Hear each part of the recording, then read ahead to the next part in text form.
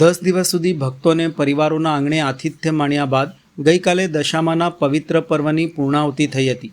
મોડી રાત્રે વડોદરાના આજવા રોડ સ્થિત લેપ્રસી ગ્રાઉન્ડ તેમજ કિશનવાડી બુડા મકાન સામે બનાવવામાં આવેલા કૃત્રિમ તળાવ ખાતે દશામાની પ્રતિમાઓનું શ્રદ્ધા અને ભક્તિભાવપૂર્વક વિસર્જન કરવામાં આવ્યું હતું. આ પ્રસંગે મોટી સંખ્યામાં ભક્તો ઉપસ્થિત રહ્યા હતા અને દશામા કી જયના જયઘોષ સાથે માતાજીને ભાવભીની વિદાય આપવામાં આવી હતી. વિસર્જન પ્રસંગે વડોદરાના મેયર, સ્થાનિક કાઉન્સિલર તેમજ પૂર્વ ચેરમેન સહિતના આગેવાનો પણ ઉપસ્થિત રહ્યા હતા.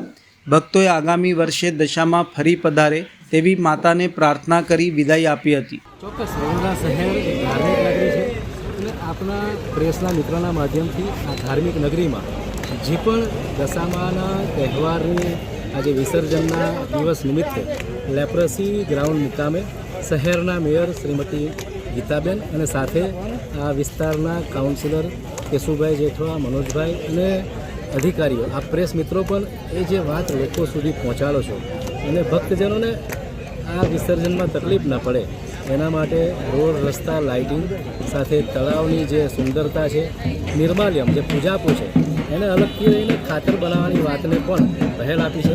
સ્વચ્છતા જળવાય. આપ જુઓ છો આજથી વર્ષો પહેલાં જે પ્રમાણે સ્થિતિ હતી એમાંથી ઘણો બદલાવ પણ છે.